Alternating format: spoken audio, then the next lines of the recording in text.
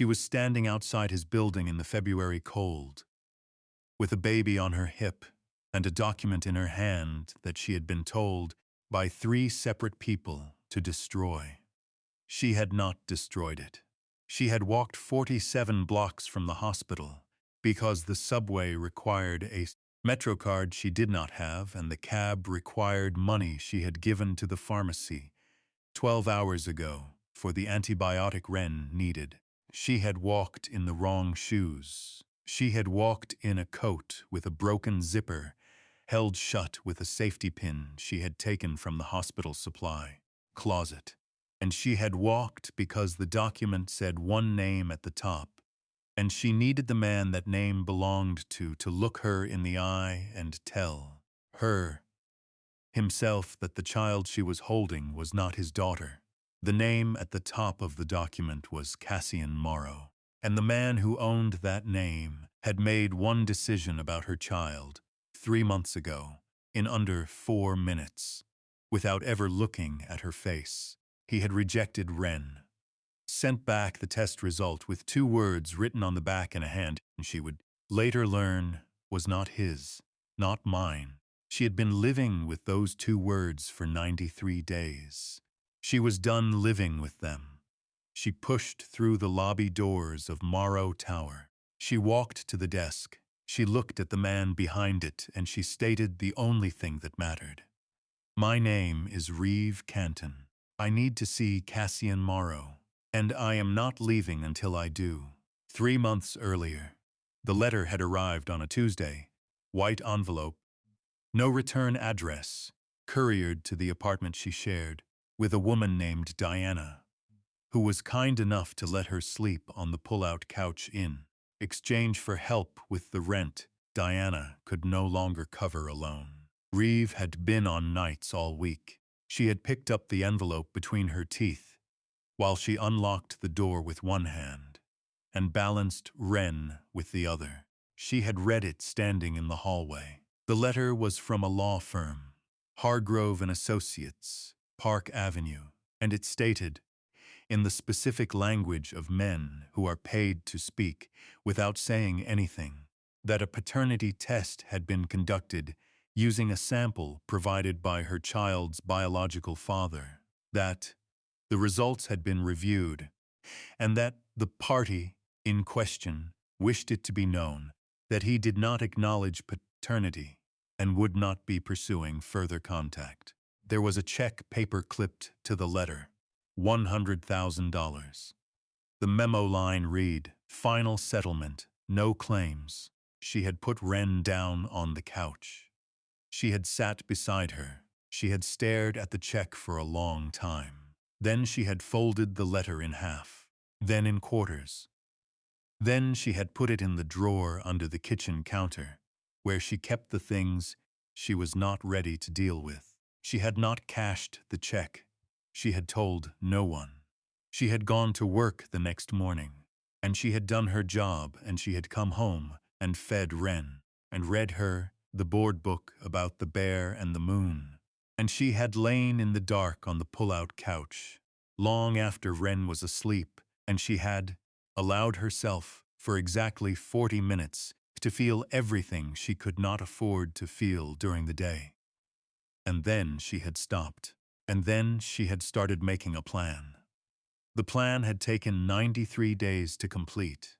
It had required 3 things: the hospital's medical records system, which she had legal access to as a staff nurse, a private laboratory that did not ask follow-up questions when you paid in cash, and a DNA sample she had obtained legally from a glass at a fundraiser at the Ritz-Carlton, where she had worked a catering shift, and where a man named Cassian Morrow had spoken briefly at a podium and left a glass of water on the edge of it when he was done. She had taken the glass. She had paid for the test herself.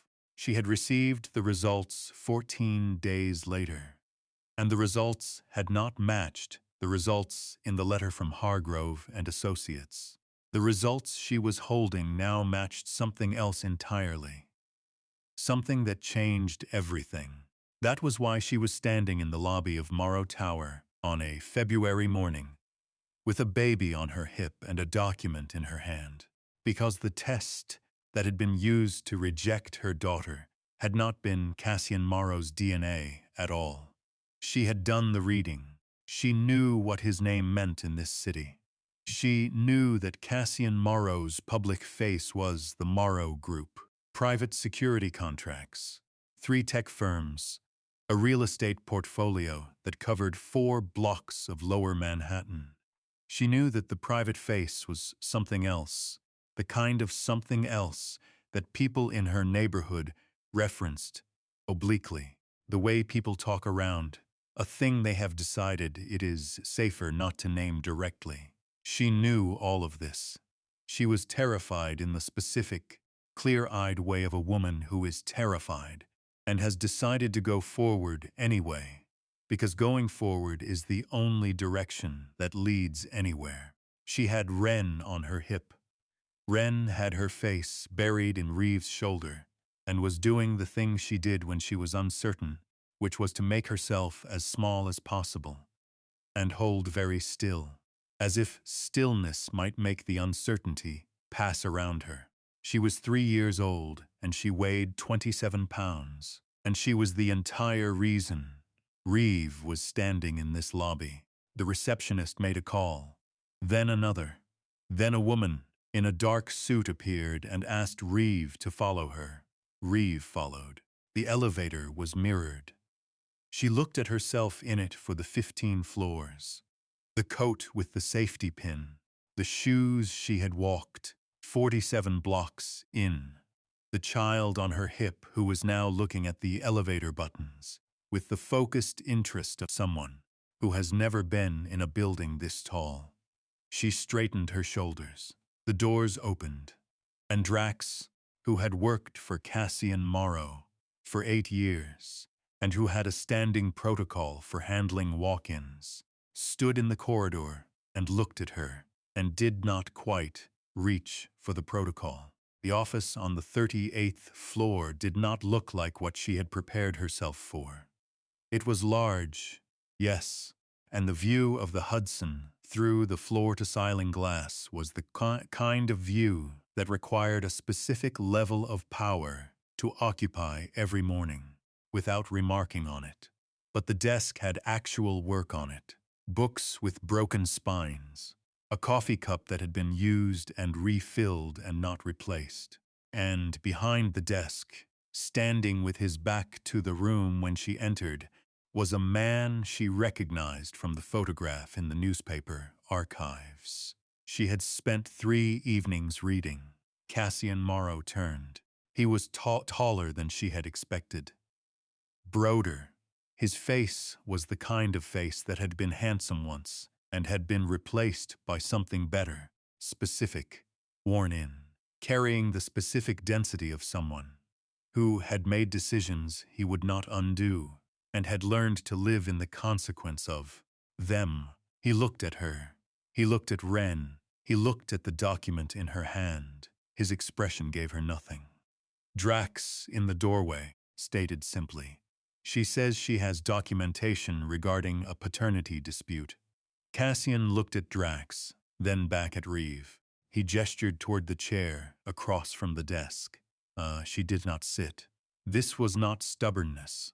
This was the specific choice of a woman who has been seated in rooms by men, who preferred her at eye level below them, and who had learned that standing was the only thing she had to offer that no one could take away.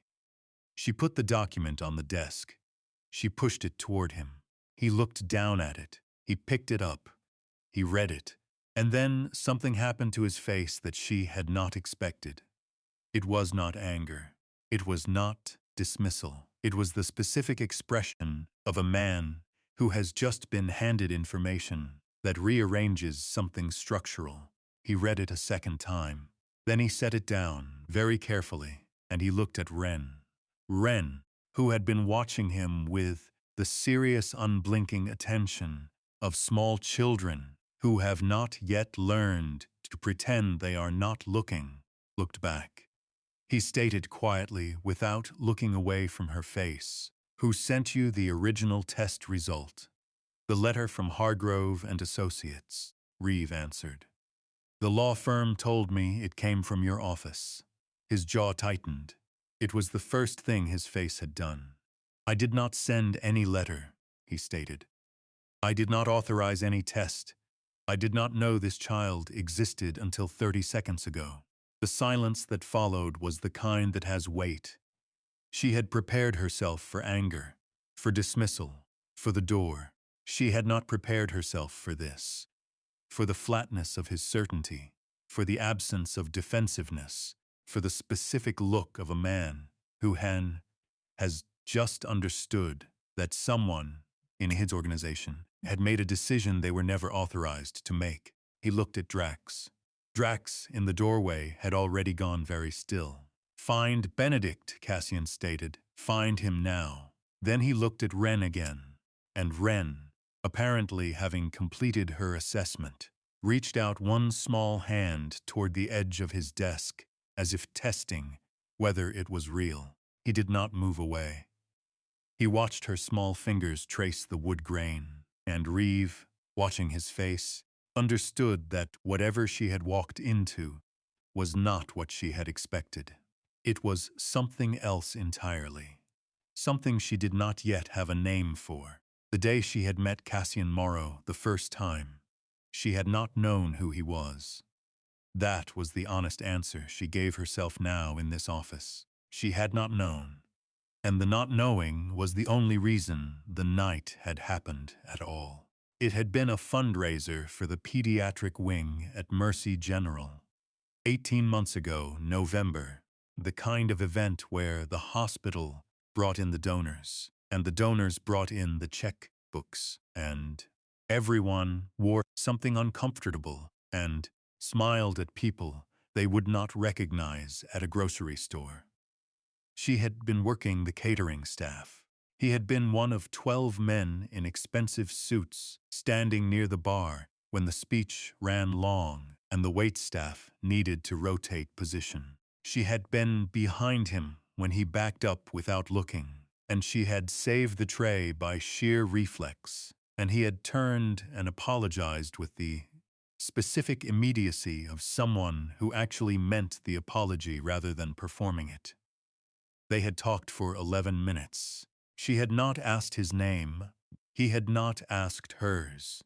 It had been one evening, and she had thought, afterward, that it was the kind of evening that stays with you for the clean feeling of it.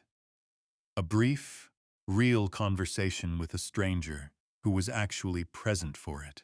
And she had put it away in the part of herself where she kept things she was grateful for. She had not known she was pregnant for 6 weeks. She had not known who he was for 2 months after that, until a colleague had shown her a newspaper profile, and she had felt the floor of her stomach give way. She had sent one letter to Hargrove and Associates, one letter formal without demands, stating only that she believed she had relevant medical information to share with Mr. Morrow at his convenience. The response had been the test result and the check and the 2 words written on the back. She had assumed he had decided. She had assumed he had known and chosen. She had been wrong. The understanding of how wrong she had been was arriving in pieces right now, in this office, watching the expression of a man who had just learned that his name had been used to sign away a child he never knew existed. Benedict Lyle had been Cassian's consigliere for 10 years. He had been at the right hand of everything. The negotiations, the restructuring, the 3 years after the federal review that had nearly taken the organization apart. And he had been trusted in the way that institutions trust. The people who have been there longest, which is a kind of trust that is sometimes the same as blindness. Drax found him in the private office on the 35th floor. He found him with a phone in his hand, which he put down when Drax entered, and with the expression of a man who has been waiting for a specific thing to happen and now sees that it has. What Cassian found when he went through Benedict's files in the next 3 hours, with Drax at his side, and the forensic accountant he trusted with everything on the phone, was not surprising in the way revelations are supposed to be surprising. It was surprising in the way that proof is always surprising, even when you already knew the shape of the thing you suspected. Benedict had been managing a private arrangement with a competing organization for 14 months, rerouting 2 revenue streams, providing operational details, covering the traces with the specific competence of someone who has been watching how these things work for a decade and knows where the gaps are. He had needed, 14 months ago, something significant enough to guarantee his position with the competing party. He had needed leverage, and the leverage he had found was the simplest kind. A woman who had written one letter to a law firm, requesting a meeting, carrying a name that nobody in the organization knew was relevant. Benedict had intercepted the letter.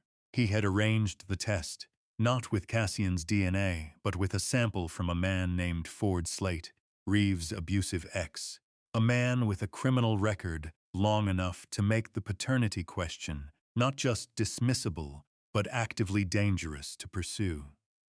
He had sent the result. He had written the 2 words himself. He had assumed, with the specific arrogance of men who do not think about the women they decide things for, that she would take the check and disappear. She had not taken the check. She had not disappeared. She had walked 47 blocks in broken shoes to the lobby of his building, because she was the kind of woman who, when told she has no options left, begins to build them from whatever is in reach. In the 4th hour of the forensic review, Cassian sat back in his chair. He looked at the ceiling for a long moment. Then he looked at Drax. Then he stated, in the quiet way he stated things that were not a question and not a request. Bring Reeve Canton back in. I need to tell her what we found. He paused. And tell Margot to make something for the child to eat. Reeve was in the waiting area on the 32nd floor, Ren asleep across her lap when Drax returned. She had not left because she had nowhere else to go that felt like it was in the direction of forward. She had sat with Ren's weight on her legs and her hands in her lap, and she had waited with the specific patience of a woman who has been waiting for the truth long enough that the act of waiting had stopped feeling like suffering and started feeling like the last responsible thing she could do. Drax stopped in front of her. He looked at the sleeping child. Something passed across his face that was gone before she could read it. Mr. Morrow would like to speak with you, he stated. She looked up. Is it bad? He considered this. It's the truth, he answered, which at this point is better than what you had. She stood. She shifted Ren to her shoulder without waking her. She followed Drax back to the elevator. In the kitchen on the 38th floor, a woman named Margot was setting out a bowl of warm pasta and a cup of something that smelled like actual food. She had not prepared it quickly. It had the smell of something made with care. Margot looked at Ren and then looked at Reeve and stated plainly, without preamble, sit down and eat something. You look like you have been carrying too much for too long. Reeve sat. She ate. And across the apartment, through 2 closed doors, she could hear the low, even cadence of Cassian Morrow on the phone, dismantling something, systematically with the focused precision of a man who has decided that a mistake has been made in his name, and that the correction will be complete. What she was not prepared for was the moment he came through the connecting door and sat down across from her at the kitchen table, with a folder in his hands, and the look on his face of someone who is about to say a thing they cannot make easier, and have decided not to try. He set the folder on the table between them. He explained what Benedict had done. He explained the intercepted letter, the substituted test, the 2 words that had not been written by his hand. He explained it without embellishment and without maneuvering, the way someone explains a thing when they understand that the person they are explaining it to has been damaged by the concealment and deserves the full weight of the truth. When he finished, the kitchen was very quiet. Wren was asleep in the chair beside Reeve, with Margot's sweater draped over her like a blanket. Reeve looked at the folder. She looked at her daughter. She breathed in through her nose, out through her mouth, the way she had learned to breathe. In the year she had been a nurse and had to carry very bad news from one room to the next without letting it accumulate, she stated quietly. So for 93 days you did not know she existed, he answered. No, and you did not send the letter telling me you did not want her. He met her eyes. No, he stated. I did not. She nodded. She looked at Wren. One small hand was curled against her cheek, fingers open, the way children sleep when they feel completely safe. Specific cruelty of what Benedict Lyle had done was arriving for her now in full. Not just the rejection, not just the 93 days of believing she had been dismissed as if she were nothing, but the specific thing he had stolen from Wren. 93 days of a father who would have wanted to know. She pressed her lips together. She held that. Then she looked back at Cassian Morrow, and she asked the only remaining question. What happens now? What happened next was not dramatic.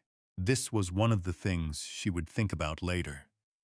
How the beginning of something real does not announce itself with fire or force. It arrives the way light arrives in a room with east-facing windows, gradually, without requiring permission, because it has a direction, and it knows where it is going even when you do not. Cassian offered her the position with the straightforwardness of a man who has decided something and does not dress the decision in performance. It was a real job. Household management across 2 properties, insurance that covered pediatric care, a salary that was not a gesture. He acknowledged, without being asked, that Wren's medical records indicated a cardiac evaluation was pending. He did not use this as leverage. He stated it plainly, the way someone states a fact that affects a decision, because she was beginning to understand, a man who dealt in plainness when plainness was possible. She told him she needed 48 hours to think. He told her to take the time. She took 36. She took them because she needed to know. With the full clarity she had always brought to decisions, she could not afford to reverse whether what he was offering was what it appeared to be. She took them in Diana's apartment, on the pull-out couch, with Wren asleep beside her, and the folder from Cassian's office face down on the counter, 'cause she had read it twice and did not need to read it again. She called her mother in Columbus. She did not say who the offer was from. She said only that someone unexpected had offered to help. Her mother asked if he was good. She answered, I think he is trying to be. Her mother answered, that's not the same thing. She answered, no, but it's not nothing either. She accepted the position on a Thursday. Drax drove her to collect the things from Diana's apartment, which fit, with Wren's things, into 3 duffel bags and 2 boxes. The apartment she was given in the Morrow property, on East 67th Street, was 3 rooms, clean, with a window over the courtyard, and a crib in the 2nd room and a coffee maker on the kitchen counter that was already stocked with the brand she preferred, which she had mentioned exactly once in the kitchens on the 38th floor. She had not mentioned the coffee to anyone after that. She had simply noticed it, the way she noticed all of it. The pediatric specialist appointment that appeared in her email 2 days after she moved in, scheduled at a hospital she had never asked for, with a doctor whose name she recognized from the journal articles she had been reading late at night on her phone. The way Drax adjusted his route on the mornings she had Ren with her, without being asked, to avoid the construction that made Ren cover her ears. The folder on her desk every Friday morning, with the week's logistics laid out and a line at the bottom that was blank, waiting for her additions, not presenting her with a finished product she was meant to execute. She was being treated as someone with competence, and the specific relief of this, after 3 years of being treated by the world as someone to be managed around, registered in her body before her. Mind had found the words for it. Cassian himself she saw in the mornings, and at the end of the workday, and sometimes in the evenings when she brought the completed household accounts to his office before dinner. They talked about logistics, about the properties, about the staff, and sometimes, in the specific way that two people begin to talk when they have run out of logistics to use as armor, about other things.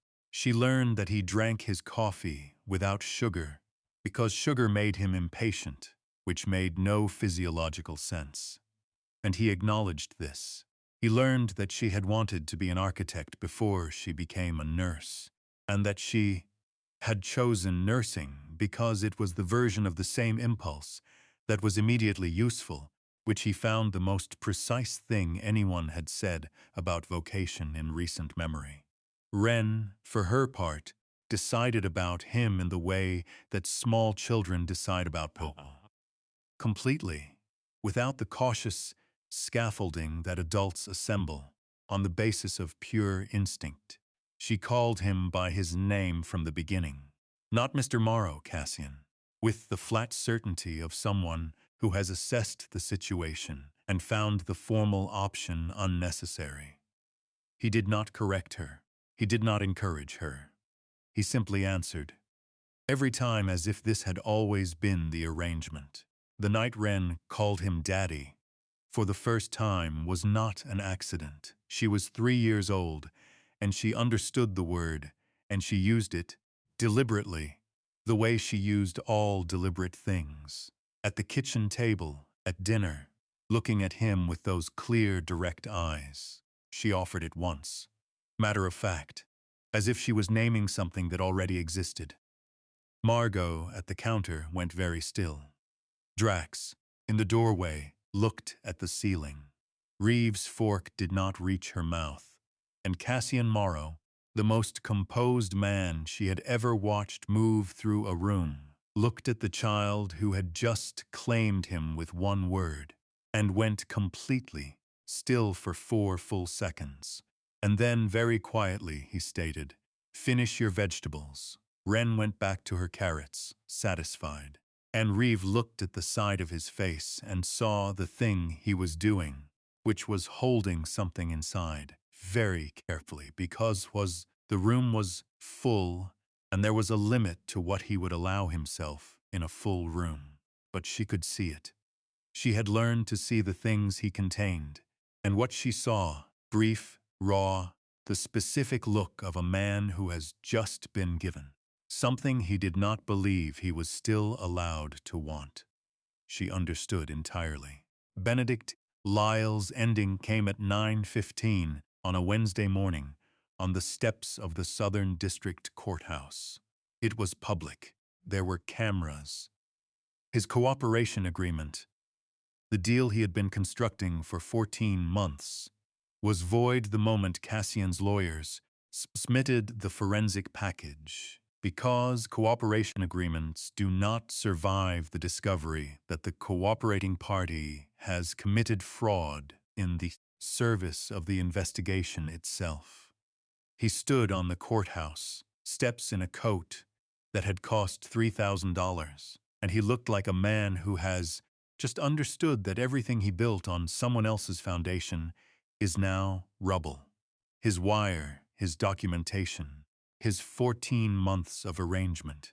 All of it returned in kind to the party he had betrayed. The federal case against the Moro organization, built on fabricated leverage, was thrown out in its entirety. Cassian stood on the 38th floor and watched the courthouse steps on the news feed that Drax had pulled up on the monitor without being asked. He watched for 40 seconds. Then he turned away. He did not look satisfied. He looked like a man who has closed a door that needed closing and is already thinking about what is on the other side of it. He looked at Drax. He stated quietly, "I want to know if there are others who intercepted correspondence that should have reached me." Drax answered, "Already running it." Cassian nodded. Then he went back to his desk. He picked up the photograph that had been on the corner of it since Ren had drawn it 3 weeks ago. Crayon, 4 figures. A building in the background that looked approximately like Morrow Tower if the tower were also a house, which it was not, but apparently Ren had decided it should be. He looked at it for a moment. He put it back. He started his day. Ford Slate called her on a Thursday evening. She had not heard his voice in 2 years, and the sound of it arrived in her chest like cold water. He stated that he had heard things. He stated that he had a lawyer now. He stated that he had been informed, by a source he did not name, that his biological status as Ren's father was documented, that Reeve had never pursued it in court, and that he intended to correct this through the appropriate legal channels. The source he did not name had been Benedict Lyle, the gift Benedict had sent on his way to federal custody. A copy of the original fraudulent test, and Ford's name attached to it, passed to Ford's brother through 3 layers of contact, a last piece of leverage assembled before everything collapsed.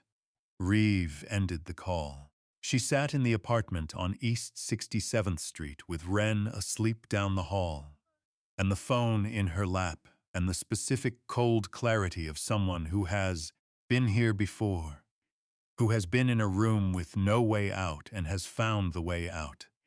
And she understood immediately that this was different. This was not the fear of before, which had been the fear of someone without options. This was the fear of someone who had something to protect.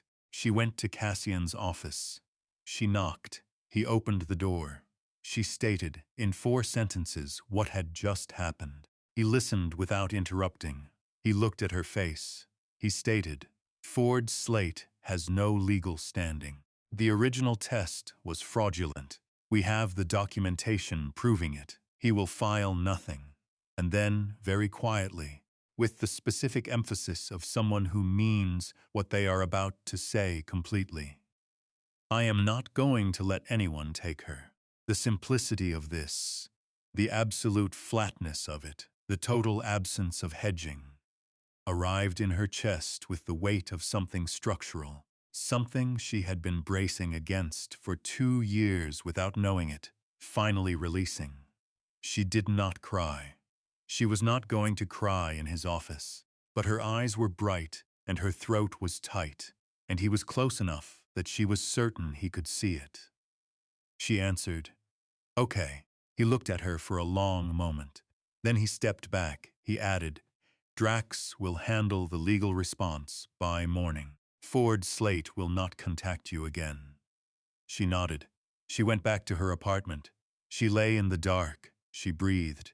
In the morning, there was a text from a number she did not recognize that simply read, "Handled." She understood this was Drax. She understood it was also more than Drax. 2 weeks later, Ford Slate received a certified letter from a legal firm that was not Hargrove, and Associates, one that had offices in 3 cities, and whose letterhead caused a specific, immediate reaction in the family court. Judge Ford had been consulting, which was the immediate cessation of all consultation. Ford's own legal situation, it turned out, had been developing quietly for some time. 3 outstanding matters that had been pending resolution and had now, in the specific way that pending matters resolve when someone with the right kind of attention turns toward them, resolved rapidly in a direction that was not favorable to Ford. He did not contact Reeve again. She did not know exactly what had happened. She did not ask. She understood the shape of it. She understood that there are men in this world who protect things by removing the threats to them, quietly and completely, who do not require acknowledgement and do not offer explanation, who operate in the specific register of those who have decided something and execute the decision without theater. She understood that the man she had walked into the lobby of Morrow Tower to confront 3 months ago had become, without either of them having planned it, the steadiest presence in the architecture of her life. She sat with this knowledge the way she sat with the important things, carefully, without rushing toward a conclusion, giving it the space it needed to show her its real shape. 5 months later, Manhattan in late spring, which is the season the city makes its case for itself most convincingly. The park green and full, the light different from the winter light in the way that changes what everything looks like, what everything feels like, what seems possible that had not seemed possible before. Wren's cardiac follow-up had been clear. The specialist had closed the file with the specific satisfaction of a doctor who has watched a child arrive fragile and leave strong. Reeve had cried in the elevator afterward, briefly and without apology, because she had been carrying the weight of that appointment for 2 years, and putting it down felt exactly like that, like something structural releasing all at once. She had texted Cassian from the lobby. 2 words, all clear. His response had come in 30 seconds. 1 word, good. And then 2 minutes later, 3 more words. Tell her congratulations, she had told Wren. Wren had processed this information and then requested ice cream, which Reeve had considered a medically appropriate response. They had gotten ice cream on Madison Avenue in the April afternoon sun, and Wren had gotten it on her sleeve and on Reeve's sleeve, and had not been remotely sorry about either. She had the quality that some children have, the quality of being completely, extravagantly present in whatever moment she was in. And Reeve watched it and felt the specific gratitude that comes when you understand that the thing you most feared losing is still there, and bright and entirely itself. She had not been rescued.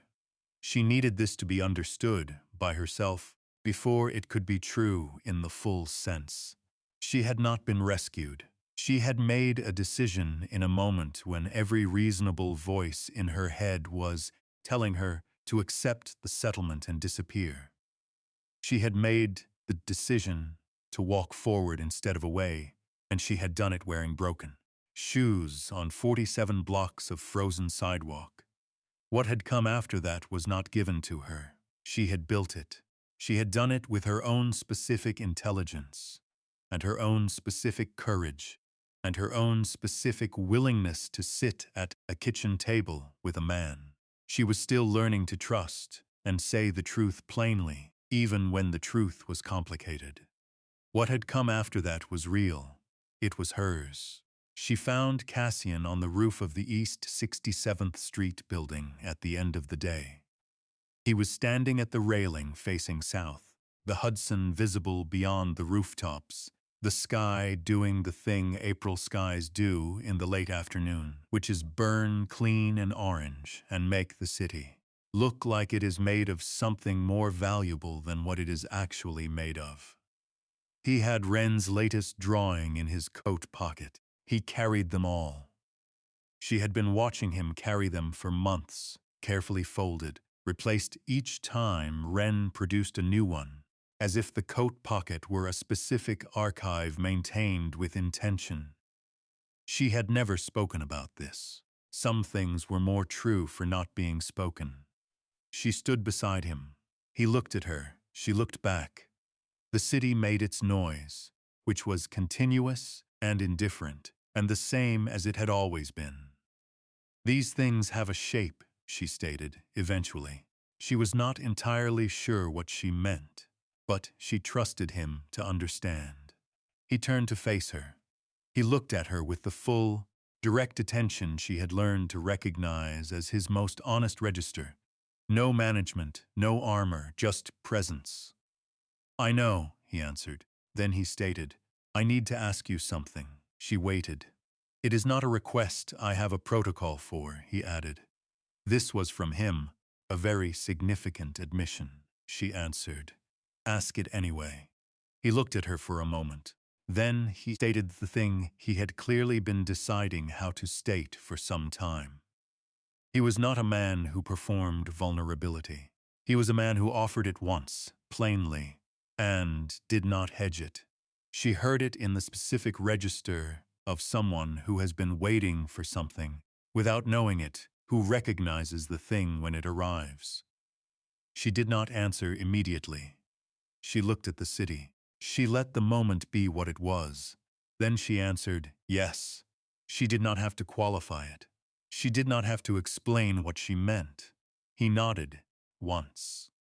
Then they stood together and watched the light go, and the city lights come up to replace it, and neither of them spoken because what had been spoken was everything. 3 months after that, on a Saturday in July, there was a small gathering at the East 67th Street apartment. Wren wore yellow. She had been promised a cake with a horse on it, and the horse had been executed. At Cassian's specific and apparently very detailed instructions to a bakery on Park Avenue, with anatomically correct legs, which delighted her to the point of prolonged and exuberant celebration. Drax stood in the corner holding a paper cup of juice and wearing the expression of a man who is not moved by small birthday parties and was not entirely succeeding. Margot had made everything else.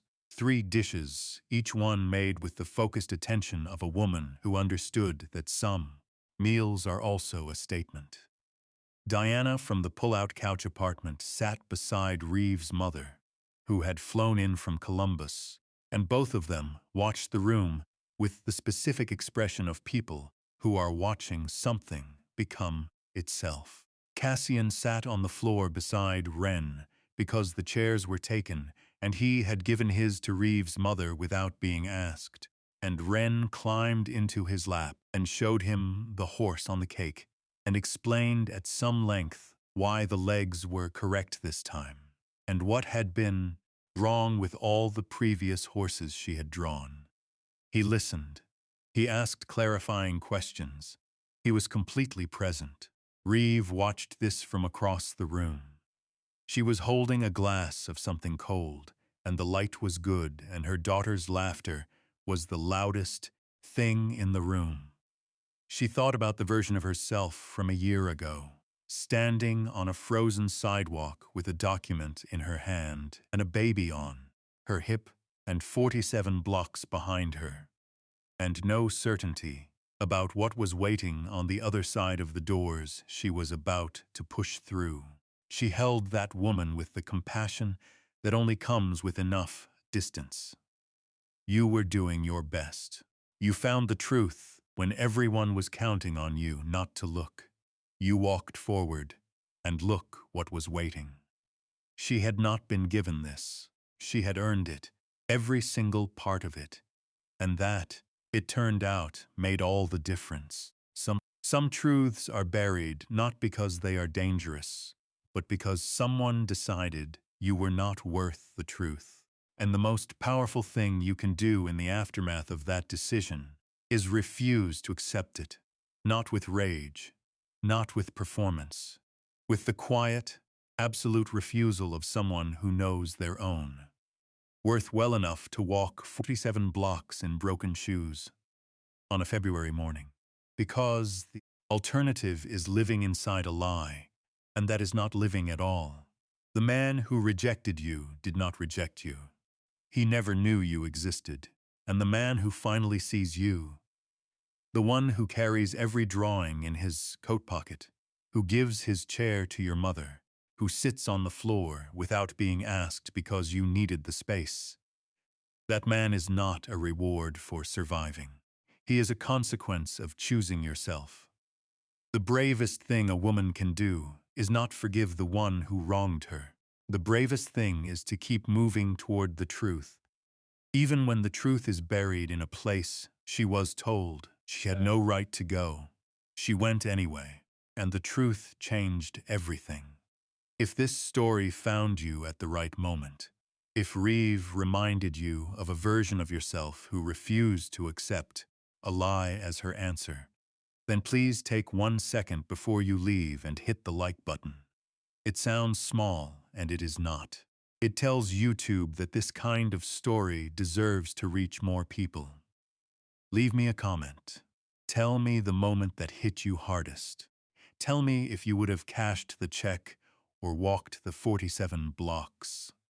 Tell me about Ren, because I think we all need a Ren in our lives. Someone who decides about you completely and without hesitation and calls you by your name as if that was always the arrangement. If you are new here, subscribe and turn on the bell. Every week I bring you stories about powerful men learning to be human and strong women refusing to be erased, and love that earns its ending instead of assuming it. Your likes, comments, and subscriptions are not small gestures. They are how these stories travel. Thank you for being here. Thank you for listening.